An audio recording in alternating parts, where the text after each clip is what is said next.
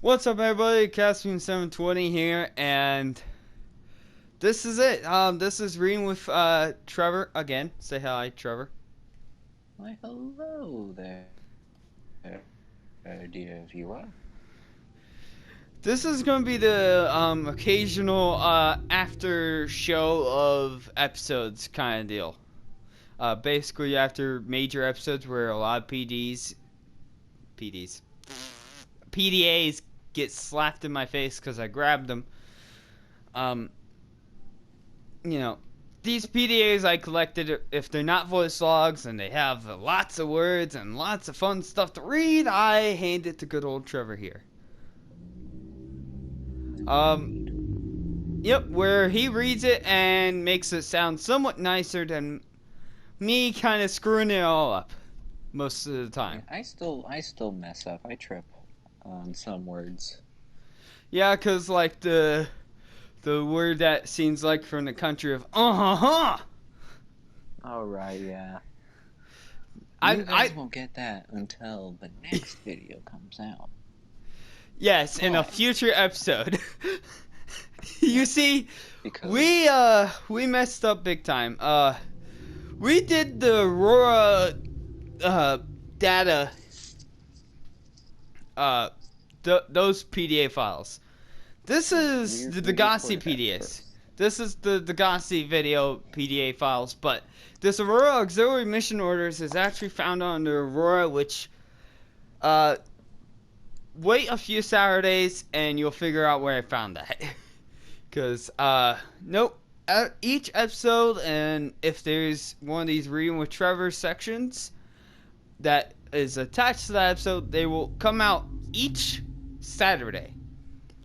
That will kind of give you guys an understanding. Hey, next Subnautica episode. That's where I've been posting them on. I'm posting them every Saturday. So yeah,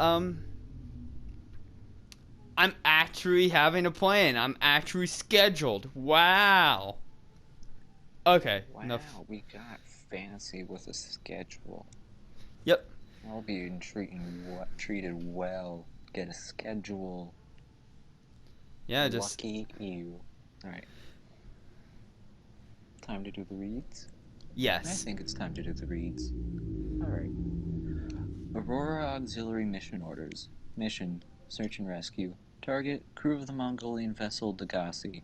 Last known position: vicinity of planet 4546b. Ariadne Arm. Contact Mongolian emissary Joki Kasar. Yeah, I think I mispronounced that. I butchered that, so Uh, sorry to everyone. Also, Yep. before we continue, Kassar is one of the guys who gets, he was on board Aurora, and you can actually find his life pod.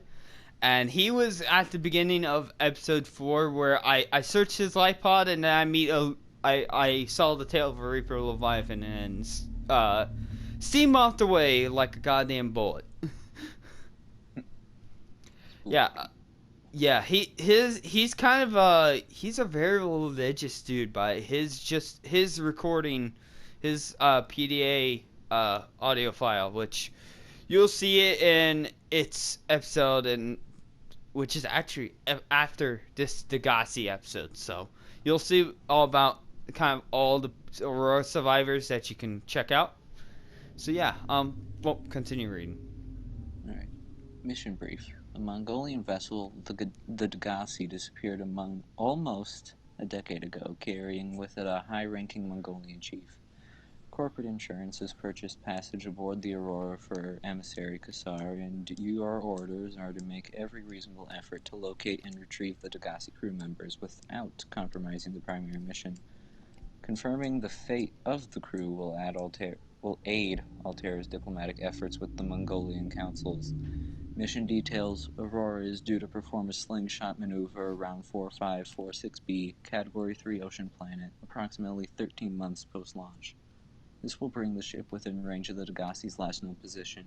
Additional aquatic and all-terrain vehicles have been included in the Aurora's cargo package for this mission. Degassi crew manifesto has been distributed to senior employees in a separate message. Seek fluid intake.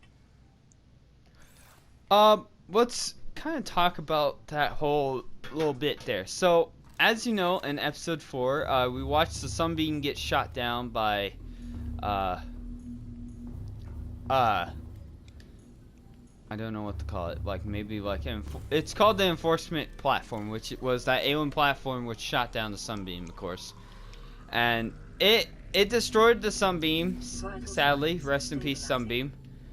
And in this, at the same time, it's from if you know from this episode, we can kind of see it also shot down the Degassi, and it kind of connects one big major puzzle, which is we kind of just figured out why we even came close to this planet, which is just a literal space death trap. Because if you go near it, you get shot out of space. Because for the Aurora, it wasn't even like in the atmosphere. It got shot while outside of the atmosphere, and then it proceeded to fall into the planet. Which, ouch. Which, with that auxiliary mission orders, that just goes to show why we even got close to this. Why we're here specifically. In a future episode, you'll see why the Aurora even exists. In a future episode, of course. But here we can see why we even came here to this damn planet, which I hate so much. Now, I already almost went insane once just by being spooked. If I get too spooked, I go a little cuckoo. So yeah, I hate this planet, but I love it. I love it and I hate it, and I'm scared of it at the same time. All right, so we only got 2 more of these. I don't have a Bart Torgal one. If I ever find that before this episode gets posted, I will personally make sure I get Trevor back in this for that little clip, but I doubt I'm ever going to find it, so yeah. Alright, here we go. Again. Again. Any moment now. Yep. Corporate profile, Torgal Corp. Torgal Corporation is a long-standing family-run clan that operates almost a dozen mining and trading operations. The company's share price hit an all-time high on the announcement by a Mongolian cabal of their intention to construct a new phase gate utilizing Torgal materials. These plans were put on hold when Bart Torgal, the intended leader of the new mining operation, disappeared along with his father roughly a decade ago. Which, literally connects to the part 2 of this and the actual part 1, which is these are all the files related to the video that this is being released with. So, yeah. Which it's interesting. They obviously got here before us and got shot down before us, but they kind of figured out what was going on. They believed they were shot down, and then they ended up catching the disease I got. And by the way, Bart Torgal would end up dying of the disease that I got, and it killed him. But his father and the mercenary that was with them would both end up being killed by, well, sea, the fish. But Bart said something very interesting that caught my eye. He said they did not want us down there. I believe he's referencing towards the 2 warpers that I keep finding whenever I go near their final habitat. Because they had a habitat and, well,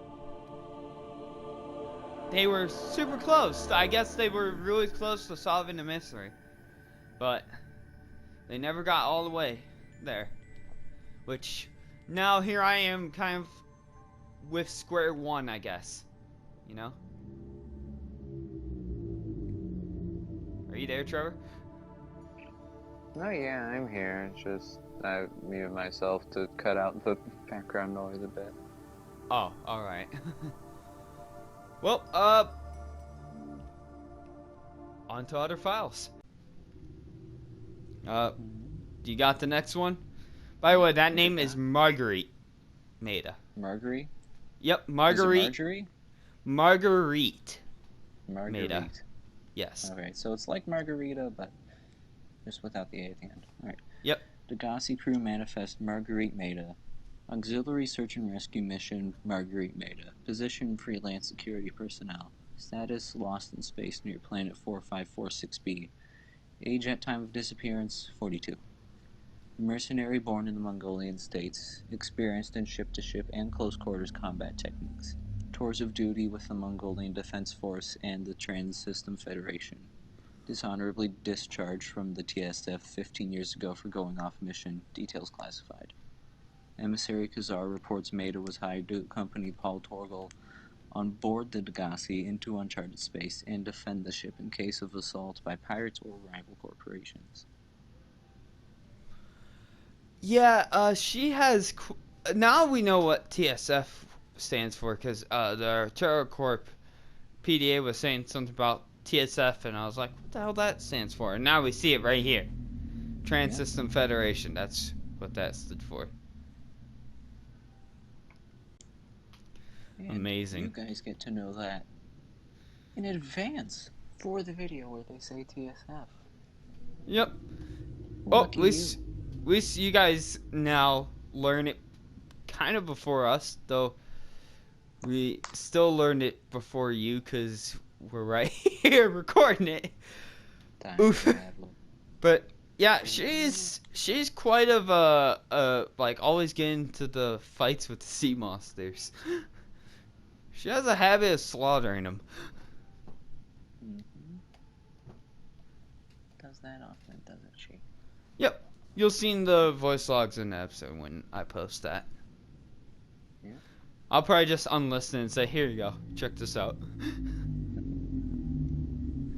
Just sneak you and unseeable. That good stuff early. Yeah. Because right now I haven't seen it. Yep.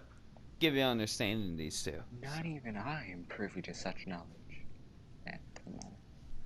Yep. Alright, next one. Degassi crew manifest, Paul Torgal. Auxiliary search and rescue mission, Paul Torgal. Position, Chief of Torgal Corps, Captain of the Degassi. Status, lost in space near planet 4546b. Age of time of disappearance, 79. Paul Torgal and his crew fell out of contact with Mongolian authorities close to a decade ago. Oof, didn't read that well. The Torgals were a resourceful and powerful clan, and the ship was well equipped, so their survival is considered likely. However, multiple vessels passing through the system have since attempted to trace the ship to no effect. It is hoped that the Aurora's superior scanning suite can do better than this. Made majority shareholder in Torgal Corps by his mother upon her retirement. Interaction with Altera limited to infrequent chartered munitions deliveries. Beneficiary of life extension technologies. Accompanied by his only child, Bart Torgal, 19, heir to their Torgal Corporation. Emissary Khazar reports Torgal often traveled with a skeleton crew and was known for making rash but profitable decisions. Inadequate systems maintenance or straying from its planned route may account for the ship's disappearance. Oof, that was a doozy. But we all know what happened. He got shot down from space. Boom. Kaboom. Yeah, he turns 80 while I'm on this planet, because in the thing, when in the voice logs, he'll say, I turned 80 today, or something like that, and like, and he basically says, oh, I'm like mortal. I don't got anything to replace my liver when the old one fails, or swap out for a new liver when the old one fails, or something like that. Once again, I can't copy the voice acting because it's so good that even I can't remember at the moment because I'm tired. But yeah, this kind of gives us understanding on who they specifically are, but if only if they knew what was the real problem. Also, how the hell did other ships manage to pass through the system? Did they just stay away from the planet? Yeah, I guess they were far enough away. Yeah, And because that would also explain why they didn't pick up on any of the wreckage. yeah, because it. Well, even in the voice logs, he had made a salvaged wreckage to ship. Mm-hmm. So that was another thing about the whole possibly why the wreckage wasn't even picked up is because she salvaged it to help with, I guess, building the habitat. Mm-hmm. But it's kind of interesting because the whole that whole episode, this whole episode that this is basically being the reading with Trevor part of, I basically showed how they washed up on a floater island, went down to the crab snake cave, which is actually right behind me over there. Then proceeded to go to the Grand Reef area where there's giant blue floating coral ball things. And they got wrecked there by Reaper Leviathan. And, well, Paul and Maida, or Marguerite, they both got wrecked in a way by just being down there. Maida's obviously dead because she tried to take on a Reaper Leviathan. And Paul dies because he was low on O2 and something definitely had a scent of his blood. All references towards the episode that this is being a reading part of. Check that out. This would make sense. I don't know why would someone read this part and not that part first. Yeah, slightly concerning if you're just watching this entire video without getting the other content that this is supplement to. Unless you just love reading with Trevor. You just love to hear Trevor read all these off. Yeah, if you really love to hear me trip over words that are very easy to read, you've come to the right place. Yeah. Well, if you guys like this, comment, like about it, subscribe if you guys liked these episodes and such, and, well, be ready for a lot more on the channel, because this is only the beginning of 2021, and, I got a lot more to do. Probably gonna end up telling Trevor about my future plans anyways, because why not? Well, I'll see you guys all later. Have an amazing day.